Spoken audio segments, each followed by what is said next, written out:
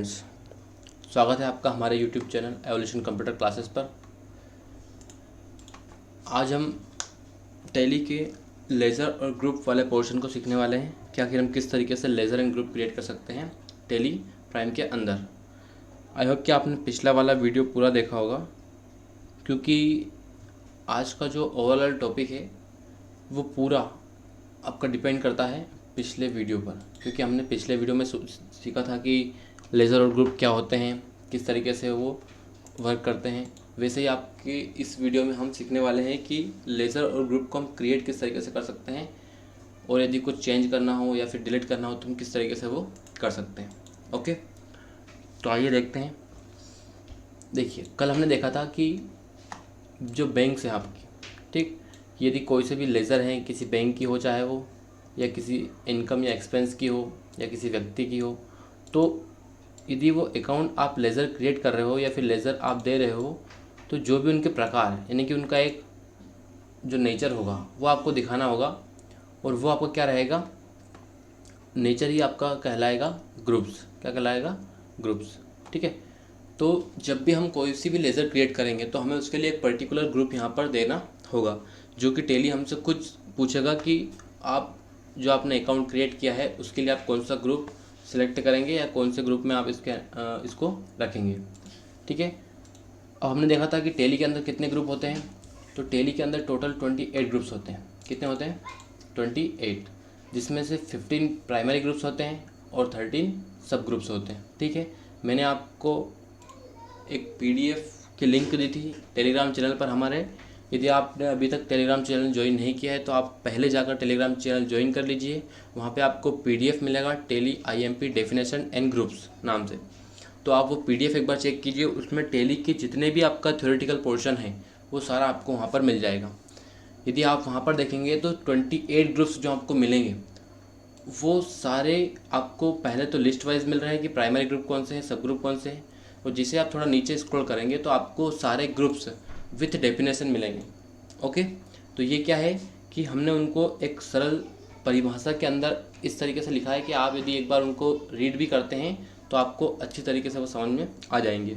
और जहाँ जहाँ हमें एग्जांपल का लगा है तो हमने वहाँ पर एग्जांपल भी आपको प्रोवाइड किए हैं। जैसे करंट एसेट्स का आपको ग्रुप दिख रहा होगा, इसमें आपको एग्जाम्पल भी यहाँ पर मिलेंगे। ठीक है, कि आखिर कौन कौन सी एसेट्स करंट होती हैं, कौन कौन सी एसेट्स फिक्स होती हैं, तो उस तरीके से आपको सारे एग्जांपल यहाँ पर मिलेंगे। ओके, अब हम देखते हैं टैली के अंदर कि हम टैली के अंदर कहाँ पर देख सकते हैं सारे ग्रुप्स को और किस तरीके से। ठीक, तो जिससे ही आप टैली ओपन करेंगे आपको आपकी कंपनी का नेम मिलेगा, और आपको इस साइड यानी कि राइट साइड आपको एक एरिया मिलेगा जिसे हम बोलते हैं गेटवे ऑफ टैली। ये जो एरिया आपको दिख रहा है, तो ये एरिया को हम बोलते हैं टैली का मेन वर्क एरिया। क्या बोलेंगे? Tally main work area. क्यों इसे बोलते हैं? क्योंकि आपका जो टैली का 99% वर्क होता है, ठीक है, वो सब आपका यहीं पे होता है। ठीक है, क्योंकि सारे ऑप्शन आपको यहीं पे मिलेंगे। यदि आपको बैलेंस शीट देखनी है यहाँ मिल जाएगी, आपको रिपोर्ट्स देखनी है यहीं मिलेगी, वाउचर्स यहीं मिलेंगे। ठीक है, या फिर आपको कुछ भी क्रिएट करना है, कुछ चेंज करना है, तो आपको सारी चीज़ें यहीं पर आपको मिल जाएगी। अब हमें देखना है कि ग्रुप्स आखिर कितने होते हैं। तो देखो, जैसे हमने बताया कि टैली के अंदर 28 ग्रुप पहले से होते ही हैं, तो हमें 28 ग्रुप के अलावा कोई से क्रिएट करने की ज़रूरत 28 तो हमें क्रिएट करने की ज़रूरत पड़ेगी नहीं। क्यों? क्योंकि 28 हमारे पास पहले से ही हैं। तो हम पहले देख लेते हैं कि आखिर ग्रुप्स हमें कहाँ पर मिलेंगे। तो यदि हम क्रिएट के ऑप्शन पर जाएंगे तो यहाँ तो हमें सिर्फ क्रिएट वाले ऑप्शन मिलेंगे कि अगर हम जो क्रिएट करना चाहते हैं हमें वो देखना है। लेकिन यदि हमें पहले से जो बने हुए हैं उनको देखना है तो हम क्या करेंगे यहाँ पर, तो जैसे कि यहाँ तो हमें सारे क्रिएट वाले ऑप्शन मिलेंगे, लेकिन हमें तो पुराने जो बने हुए हैं उनको देखना है। तो हम क्या करेंगे, स्केप से पीछे आएंगे और यहाँ पर हमें नेक्स्ट ऑप्शन मिलेगा अल्टर का। ठीक है, अब अल्टर ऑप्शन पहले समझने से पहले आप देखेंगे कि जितने भी आपको यहाँ पर ऑप्शन मिल रहे हैं उन सभी ऑप्शंस का एक लेटर आपको हाईलाइट मिलेगा। ठीक है, ये हाईलाइट लेटर क्यों मिलता है? तो इस लेटर की मदद से हम उस ऑप्शन को डायरेक्टली ओपन कर सकते हैं। जैसे कि आपको यहाँ पर जो क्रिएट वाला ऑप्शन है इसमें आपको एक वर्ड मिल रहा है C, जो कि हाईलाइट है और अलग से थोड़ा सा दिख रहा है। या फिर वाउचर्स में आप देखेंगे तो आपको यहाँ पर V वर्ड जो है वो आपको यहाँ पर स्पेशल दिख रहा है, यानी कि हाईलाइट दिख रहा है। तो जैसे आप यहाँ पर V प्रेस करेंगे कीबोर्ड से, आपको कहाँ चले जाओगे, तो वाउचर्स क्रिएशन में आप यहाँ पर डायरेक्ट चले जाओगे। ठीक है, वैसे आप स्केप से पीछे आएंगे। यदि आपको डे बुक देखना है तो डे बुक के लिए आपको ऑप्शन दिख रहा है K, या फिर वर्ड के अंदर जो हाईलाइट वर्ड है वो आपको दिख रहा है K। तो जैसे आप के प्रेस करेंगे वैसे आप कहाँ पहुँच जाएंगे, डे बुक के। ठीक है, तो ये ऑप्शन तो हमें समझ में आ गया कि हाईलाइट वर्ड का यूज़ आखिर क्या है, वो हो गया। अब आते हैं हम अल्टर के ऑप्शन पर। अब यदि आपने देखा होगा तो अल्टर का ऑप्शन हमें पहले भी हमने पढ़ा था, जो कि हमने यहाँ पर कंपनी के ऑप्शन पे देखा था कि हमने अल्टर के ऑप्शन को ओपन किया था और इस अल्टर की मदद से हमने कंपनी की डिटेल्स को चेंज करना सीखा था और कंपनी को डिलीट करना सीखा था। तो जो यहाँ पे आपको अल्टर दिख रहा है तो ये आपका आता है मास्टर्स के अंदर, यानी कि यदि आपको मास्टर्स जो हैं वो क्रिएट करने हैं तो आप कौन से ऑप्शन पर जाएंगे, क्रिएट के। और यदि इन्हीं मास्टर में कुछ चेंज करना है, उनको डिलीट करना है, तो आप कौन से ऑप्शन पर जाएंगे, अल्टर के ऑप्शन पर। ठीक है, तो इस तरीके से आपको इन्हीं क्रिएट वाले ऑप्शन के लिए अल्टर का ऑप्शन मिल रहा है। तो जब हमें पता है कि 28 ग्रुप पहले से हैं तो वो आपको क्रिएट में ना मिलते हुए कहाँ पर मिलेंगे, अल्टर में मिलेंगे। ठीक है, तो जैसे आप अल्टर के ऑप्शन पर क्लिक करेंगे आपको पहला ही ऑप्शन मिलेगा ग्रुप का, और यदि आपको सारे ग्रुप्स देखना है तो आप ग्रुप के अंदर क्लिक करेंगे तो आपको टोटल 28 ग्रुप्स यहाँ पर आपको बाय लिस्ट मिल जाएंगे। ठीक है, अब ये ग्रुप्स यदि हम अलग अलग समझेंगे तो हमें यहाँ पर बहुत ज़्यादा टाइम लग जाएगा, इसलिए मैंने आपसे बोला था कि आप PDF डाउनलोड कर लें, जिससे आपको यहाँ पर पूरे वीडियोस या पूरे ग्रुप्स जो है वो आपको एक साथ मिल जाएंगे। ठीक है, यहाँ पर सारे ग्रुप्स आपको सिंपल डेफिनेशन में मिलेंगे और एग्जाम्पल में मिलेंगे, जिससे कि आप उनको एक सरल परिभाषा में समझ पाएंगे। ओके, अब यहाँ पर देखते हैं कि यदि हमें क्रिएट करना है तो सबसे पहले हम सीखेंगे लेज़र क्रिएट करना। क्यों? क्योंकि जब हम लेज़र क्रिएट करेंगे तो उन्हीं लेज़र को हम किसी एक पर्टिकुलर ग्रुप के अंदर यहाँ पर सबमिट करेंगे। ठीक है, तो हम आते हैं पीछे यहाँ पर और सबसे पहले क्रिएट करते हैं लेज़र। तो उसके लिए हम यहाँ पर ओपन करेंगे क्रिएट बॉक्स।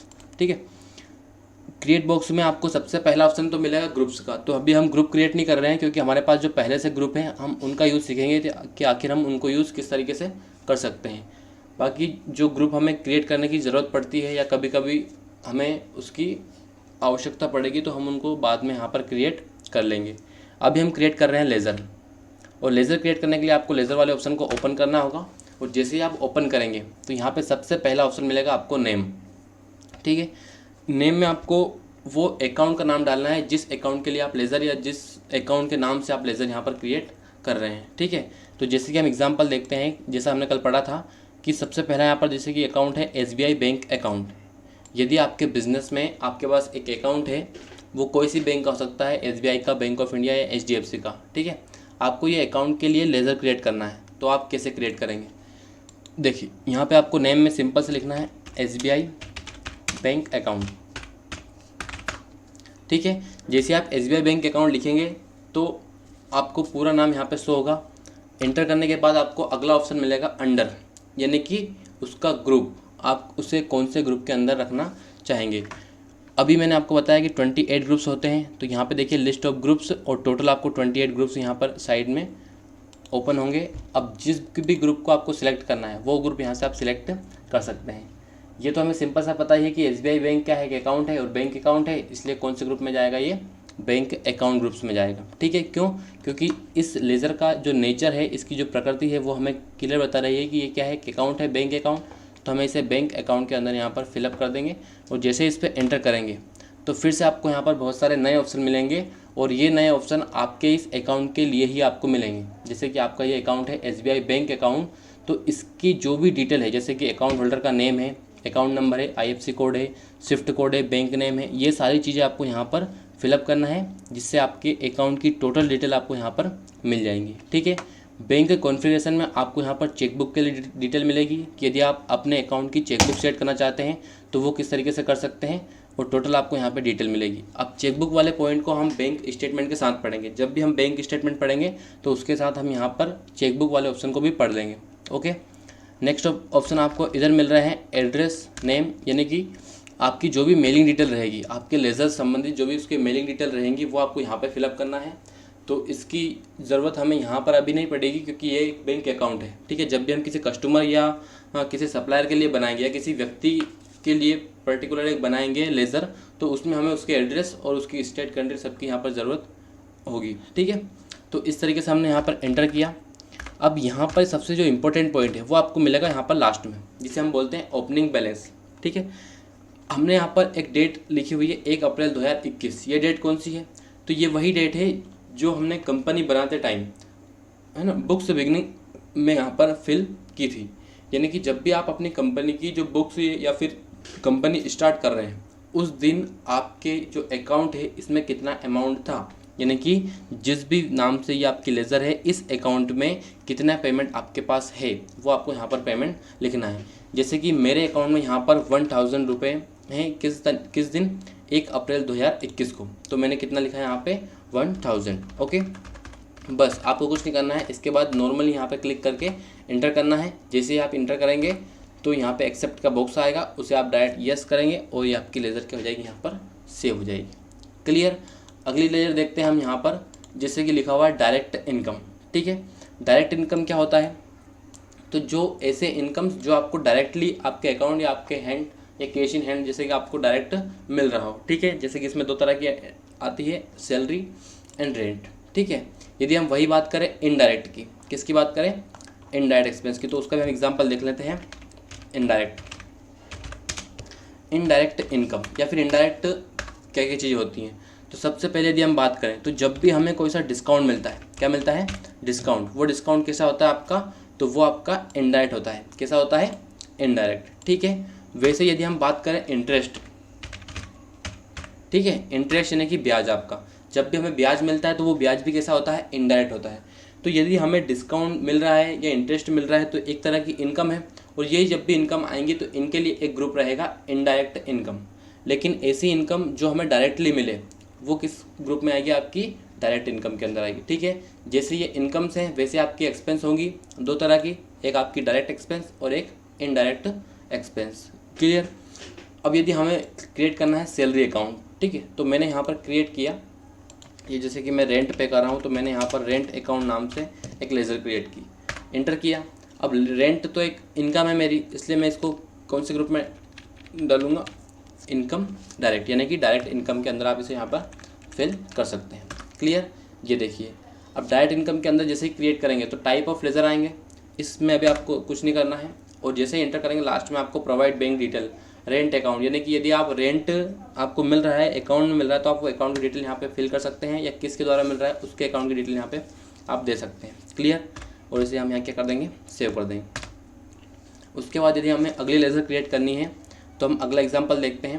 लिखा हुआ सन्ड्री डेटर्स, यानी कि आपके कस्टमर्स। अब कस्टमर में यहाँ पर किसी एक नाम को लेते हैं, जैसे कि आदित्य नाम का एक व्यक्ति है, ये हमारा क्या है, कस्टमर है। ठीक है, इसकी लेज़र हमें यहाँ पर क्रिएट करना है, तो हम देखते हैं कि आखिर इसकी लेज़र हम किस तरीके से क्रिएट कर सकते हैं।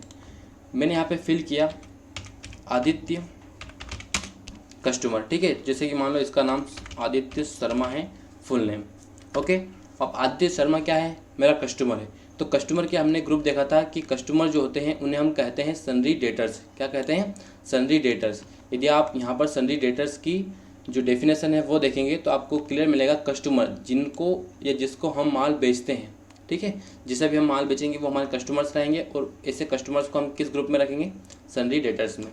ओके, तो यहाँ पे हमने ग्रुप सेलेक्ट करना है, सबसे पहले कौन सा, सन्ड्री डेटर्स। जैसे हम सन्ड्री डेटर क्लिक करेंगे तो हमें कुछ ऑप्शंस मिलेंगे, इन ऑप्शन को आपको एज इट इज़ रखना है, और आप आ जाएंगे कहाँ पर, मेलिंग डिटेल में।